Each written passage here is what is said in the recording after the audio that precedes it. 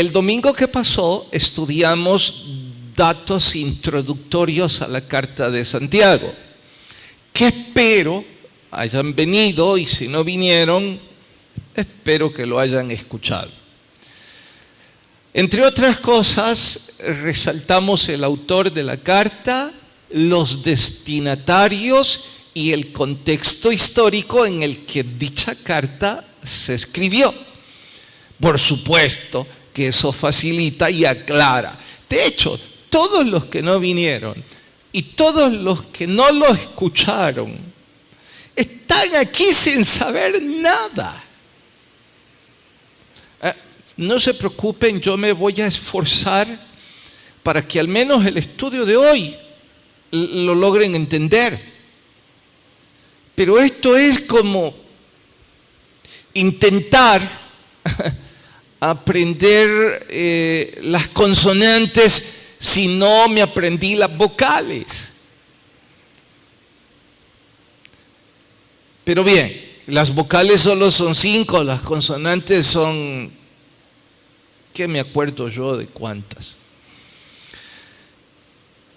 Ahora debemos responder, porque todavía faltan datos introductorios, debemos responder el propósito por el cual se escribió la carta. Y si es que existe algún orden literario que debemos seguir. Mire usted, cada vez que vamos a estudiar un libro, y sobre todo si es una carta, conocer esos datos es indispensable. Insisto, autor, contexto histórico, fechas probables, destinatarios y claro está, el propósito del por qué se escribió dicha carta. En fin, al empezar a leer la carta, uno rápidamente descubre que los destinatarios era un grupo que estaban metidos en problemas. Porque de inmediato, sin mayor introducción, sin mayor saludo, como lo hace Pablo, empieza a abordar cantidad de problemas, dice entre otros, de que hay gente allí en la iglesia que le está dando preferencia y privilegios a los ricos, que contrasta porque estos le están robando a algunos de la iglesia. No dice que todos los ricos roban, dice que estos estaban en ese problema. También dice que estaban compitiendo por liderazgos, por puestos, por renombre y que les traería condenación. Dice que la lengua se había convertido en una chispa que encendía terribles ciudades. La mundanalidad ya se confundía con los no cristianos, era extrema. Allí había cantidad de oidores, pero no hacedores. Y mientras yo estoy mencionando la lista que Santiago aborda de inmediato, les pregunto, ¿no les parece que esto tiene coincidencia con la iglesia de hoy día? O mejor digo, ¿con nuestra iglesia? Pues sí, nos parecemos, y diría yo mucho. De ahí que imagino que esta carta, no solo por ser muy contemporánea, sino también por ser muy práctica, todos estamos interesados en estudiarla. Nuestro sermón de hoy se titula Es tiempo de madurar. Vayan al capítulo 1, carta de Santiago, y vamos al versículo 4. Es tiempo de madurar. Advierto que lo de madurar viene como resultado de semillas dispersas, y eso es del estudio del domingo. Es tiempo de madurar. Capítulo 1, vamos al verso 4. ¿Lo tienen? Dice: mas tenga la paciencia su obra completa, para que seáis, ¿qué cosa? Paren. entonces el propósito de esta carta es que sean perfectos y cabales, sin que falte nada. Bien, hasta ahí leemos y oramos. Señor, ruego que tu gracia nos abrace y que podamos todos entender tu palabra y obedecerla. Por favor, guíanos, en Cristo Jesús lo pedimos. Amén. Bien, ¿se puede alcanzar la perfección? No. Y entonces, ¿cómo se le ocurre a este escritor sugerir o demandar que el propósito por el cual está escribiendo es para que sean perfectos y cabales? Bueno, descubrirán en esta y más tarde en Hebreos, si lo leen, que la repetición de perfectos no es error, no es casualidad. Es más bien un modismo en donde está diciendo que el propósito de esta carta es que los destinatarios alcancen madurez. No está diciendo que él espera que sean hombres sin errores. Está diciendo que el propósito es que todos los que la lean vayan en búsqueda, en pos del equilibrio, de la adultez, que ya basta de ser niños, que no pueden seguir siendo semillas dispersas, que tienen la responsabilidad de germinar y de dar frutos, que esos frutos les convertirán en personas que han alcanzado madurez espiritual. Debo recalcar esto: no se trata de una lista de problemas o una lista miscelánea de problemas en desorden, en donde al autor se le ocurre, ahora voy a hablar de la lengua. De repente vi que pasó otro hermano que le da preferencia a los que tienen dinero, ahora voy a hablar de esos.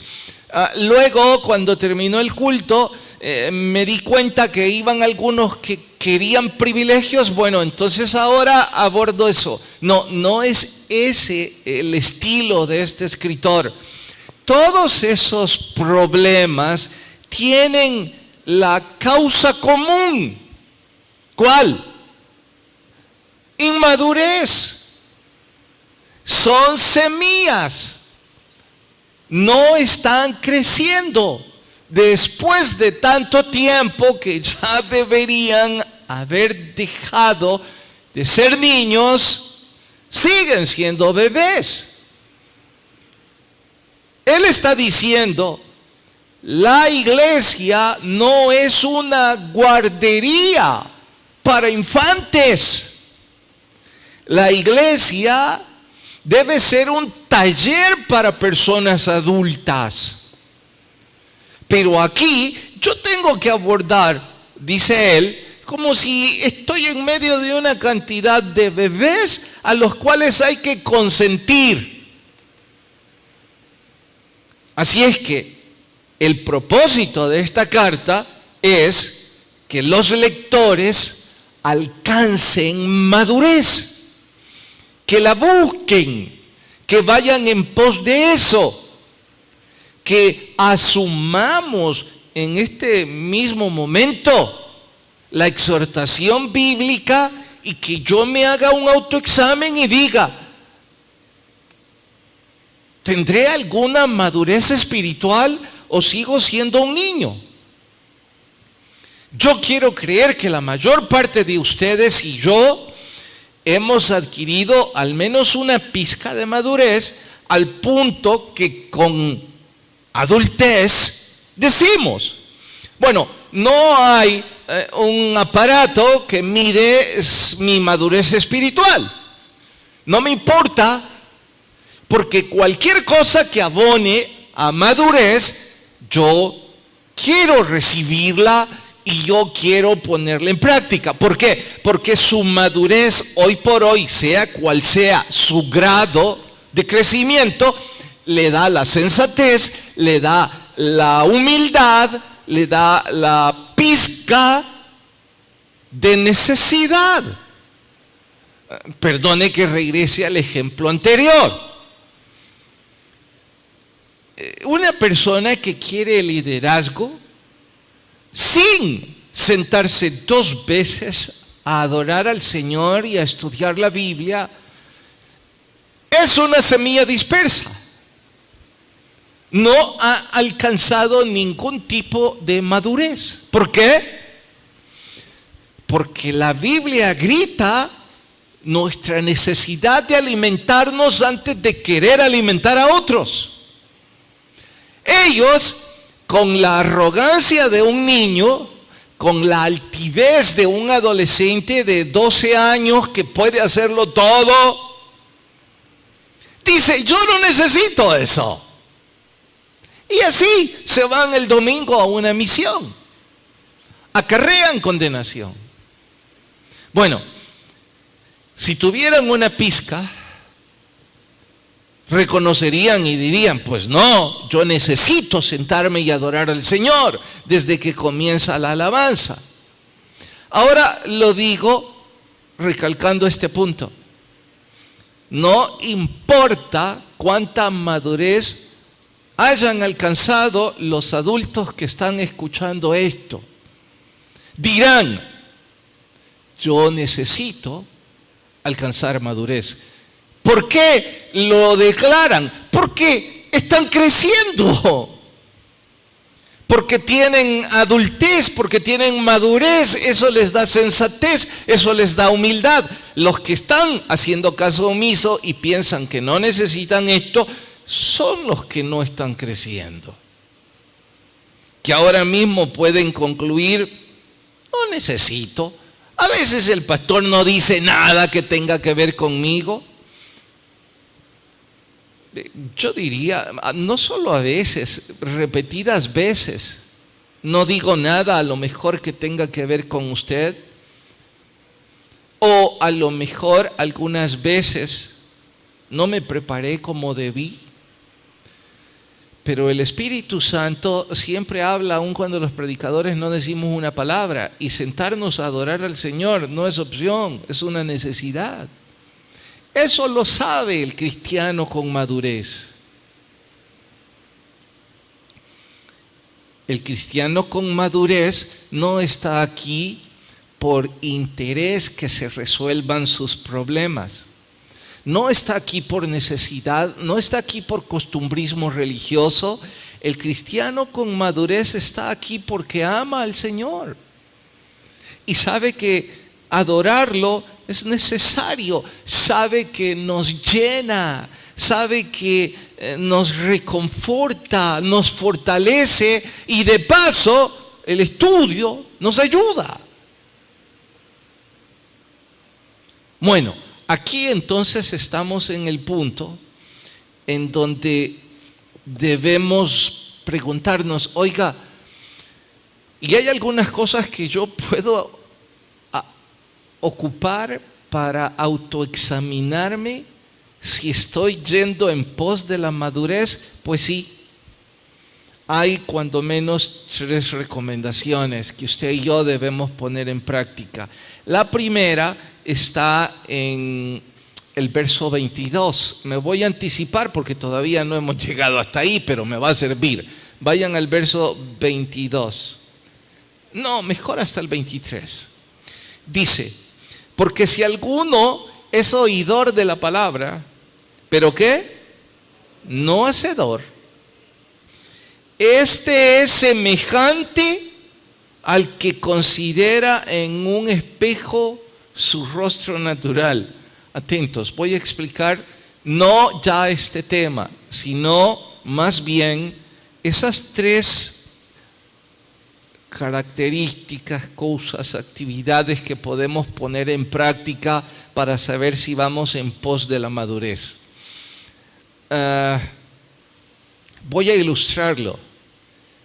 Se cuenta que alguien viviendo en el salvajismo encontró un espejo y cuando empezó a limpiarlo, al ver su apariencia reflejada en el espejo, furioso, rompió el espejo. Más tarde le preguntaron, ¿y por qué rompió eso? Él dijo, no me gustó lo que vi. Los que están sonriendo ya saben lo que vio. Bueno, ese es exactamente el ejemplo de lo que algunos hacen sentados ahorita en esa silla cuando critican el sermón, el predicador o a otros.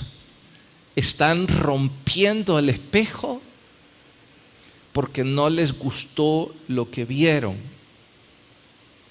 Oiga, la idea del espejo no es que lo rompa si no le gusta lo que ve.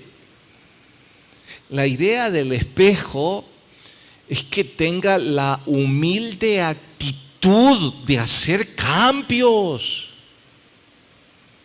Es decir, si allí encontró que su cabello está desordenado, que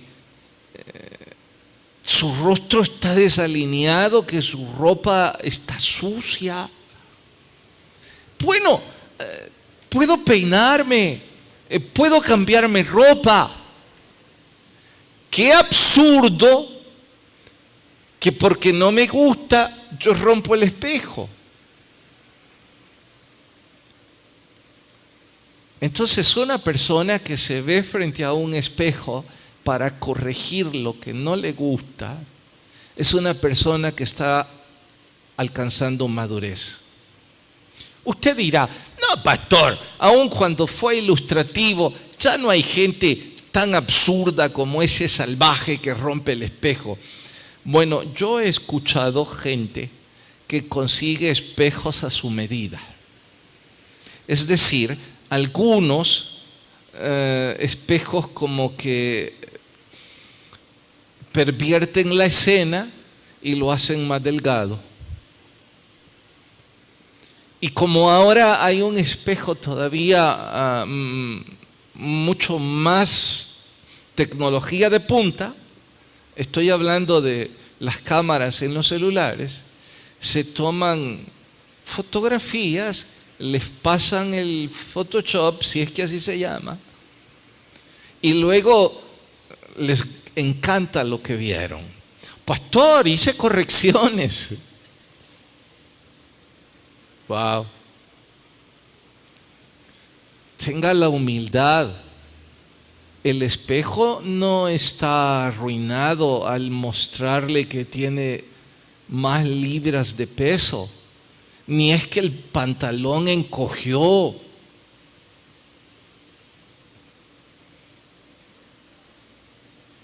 Tiene que hacer cambios, pues espiritualmente es igual. Esta noche el Señor utilizó la carta del apóstol Santiago para que usted y yo nos cuestionemos y nos paremos frente a un espejo espiritual y concluyamos: ¿vengo yo a la iglesia con la humilde actitud de recibir y hacer cambios? No, yo vengo, si ni siquiera estoy seguro con qué actitud vengo. ¿Quieren pruebas de la falta de madurez con la que usted viene? Bueno, se las diré. 1, personas que tienen meses o años de estar aquí y están sin Biblia. ¿Qué vinieron a hacer? Es que su actitud no es la de una esponja que va a absorber la palabra de Dios. ¿Quiere otro ejemplo? ¿Tiene un bolígrafo a la mano para tomar notas y hacer las acciones correctivas que el Espíritu Santo ponga en su corazón, pastor, es que a usted el Espíritu nunca lo usa. Oiga, ¿quién está peor? ¿El predicador al que el Espíritu Santo nunca usa o usted que sigue viniendo a escucharlo?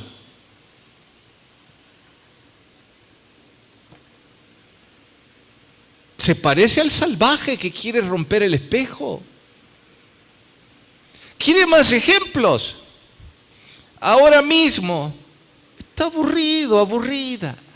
Está pensando lo que va a ir a hacer más tarde. En resumen, ¿madurez usted? No. Usted está en un grado en donde debería preguntarse con total honestidad, en realidad, ¿y yo qué estoy haciendo aquí?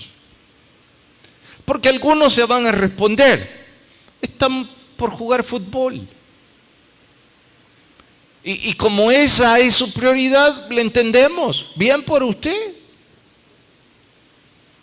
Habiendo tantos torneos en tantas colonias y esquinas de este país, usted viene a uno en donde lo obligan a venir a escuchar un estudio bíblico. Y usted ahí está. ¡Wow! Pero bueno, esa es la primera. Escuche una segunda. Venir a un estudio bíblico es fácil. Prueba de ello es que aquí, ¿qué? Habrán 400, 500 personas, no sé. 300, no importa.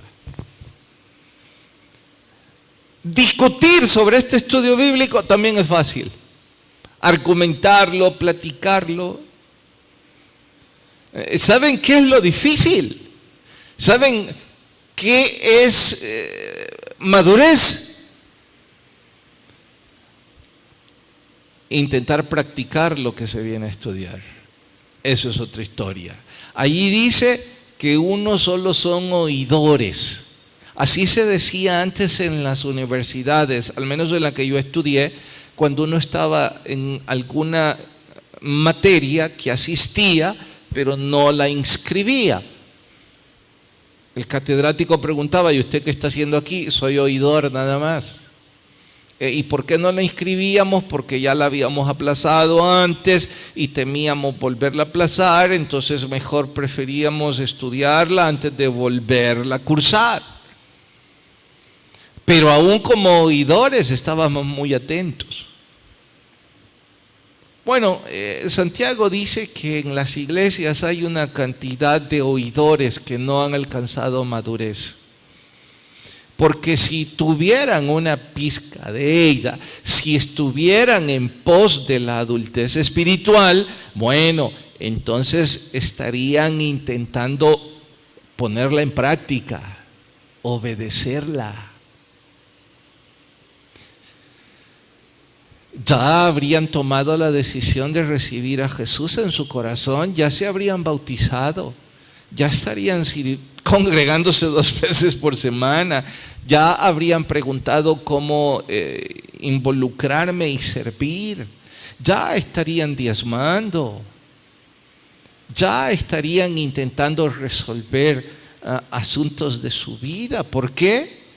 Porque están creciendo espiritualmente, están madurando y van en pos de eso. Y no, Santiago no nos está confrontando ni llamando la atención porque nosotros estemos en pos de eso, que estemos en búsqueda. Él nos está llamando la atención porque no estamos haciendo nada. Con eso digo que los que se están esforzando gritan que están en busca de la madurez. Que no somos perfectos, de sobra lo sabemos, pero vamos en camino. Alguien dijo que nuestro Señor venció la tentación en el desierto porque habló con la palabra de Dios. Cierto es que respondió con la palabra, pero nuestro Señor Jesús venció la tentación porque obedeció la palabra, no porque la habló.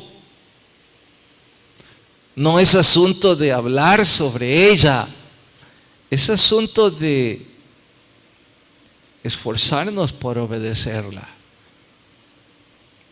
Y uno de mis maestros, estuve pensando si decirlo o no porque yo no he comprobado eso, dice, cuando digo uno de mis maestros, es los libros que yo consulto para estudiar, que el Señor no está obligado a enseñarnos nada cuando no estamos dispuestos a obedecerlo. Es decir, que si esta noche hay personas aquí con actitud de oidores y con total indiferencia a obedecer la Biblia, el Espíritu Santo no va a tocar sus corazones, porque sus corazones se han endurecido. No aprenderán nada. Que va a contrastar con aquel que va en pos de la madurez. Aquel que va en pos de ello saldrá con humildad, saldrá reconociendo, saldrá con entusiasmo. Digo con humildad porque dirá, wow, el Señor habló a mi vida esta noche. Saldrá con entusiasmo porque irá pensando, tengo que corregir. Eso significa que está en madurez. Todo lo contrario del que no ha alcanzado ninguna, que ahora mismo está dormido. Véanles a los lados, exacto, él o ella. Pastor, ¿cómo supo? No estoy viendo hasta ahí, pero puedo deducirlo. ¿Por qué? ¿Porque soy pastor de esta iglesia? No, porque Santiago, imagínense, Santiago era el pastor de la iglesia en Jerusalén. O sea, cuando éste predicaba y los apóstoles estaban en Jerusalén, se sentaban a escucharlo a este. Y si a este enfrenta este tipo de problemas, ¿cómo no lo voy a enfrentar yo? Así es que por eso puedo decir, ¿despertaron ya al que tenía la par? Bien, porque voy a la tercera y última. Al fin va a terminar este pastor. Bueno, los verdaderos exámenes no son en el salón de clases. Hay cantidad de carreras, pues no muchas, pero sí algunas materias en las carreras universitarias, especialmente en programas de educación como el de nuestro país, donde a mi gusto hay demasiadas materias comunes, que uno dice, ¿para qué estoy aprendiendo esto? Por supuesto que cuando uno ya llega a las materias de su carrera, uno sabe que todo eso, aunque en realidad todo sirve en alguna medida. Pero citaré ejemplos. Usted está llevando sólidos en ingeniería civil y luego creo que tiene que llevar estructuras y no sé qué más cosas. Y ya estructuras yo no cursé, yo llegué hasta sólidos. Pero puedo saber que si usted pasó esas materias sin aprender, Dios guarde a los que van a usar los edificios que usted diseñe. Porque allí es donde ese ingeniero civil va a hacer todos los cálculos matemáticos para que las columnas resistan el peso de los techos y que cuando vienen los movimientos haya suficiente lo que sea, para que ese edificio no se venga abajo. De hecho, ¿han notado cuántos edificios de muchos pisos se están construyendo en nuestra ciudad últimamente? De apartamentos y de oficinas, 20 o 30. Yo cada vez que paso por uno de esos y veo toda esa estructura de hierro, digo, quiero creer que los que diseñaron eso eran expertos, porque tenemos 21 años de no sufrir un terremoto. Entonces no han puesto a prueba a esos profesionales. Y yo no quiero estar ahí abajo cuando venga la prueba.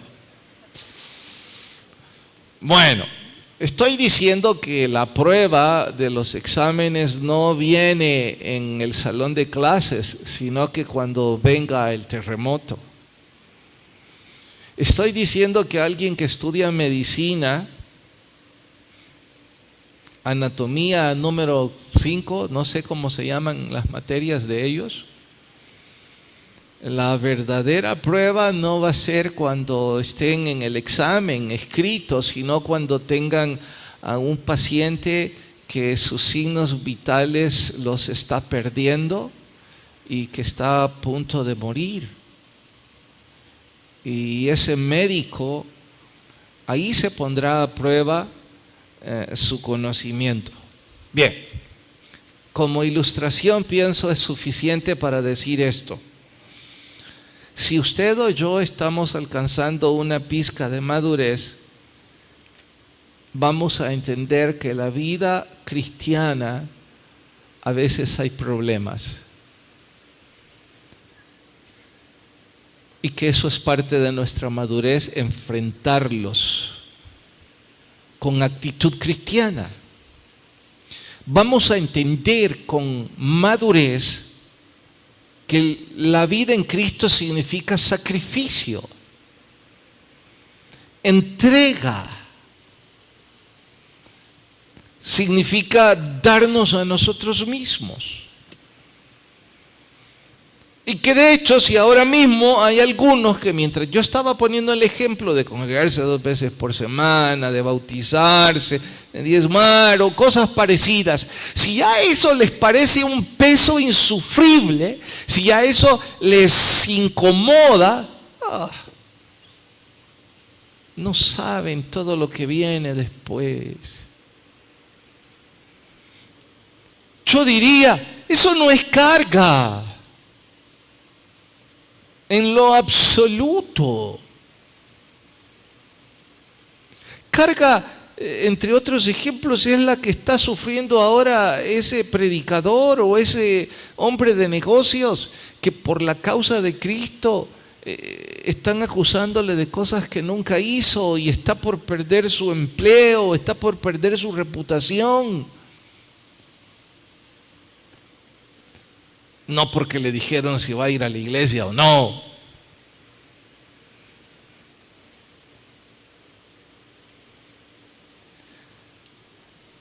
¿Hemos alcanzado madurez o somos semillas dispersas? El propósito de esta carta no es que seamos perfectos tal cual el vocablo dicta en nuestro español, sino que vayamos en busca de esa perfección. Si usted y yo estamos caminando tras ella, aquí tiene 3 cosas con las que usted puede revisar. Y si salimos mal, todo fue un espejo. Véase frente a ese espejo y pídale al Señor la humildad y la garra para corregir. Por favor, no rompa el espejo. Vamos a orar.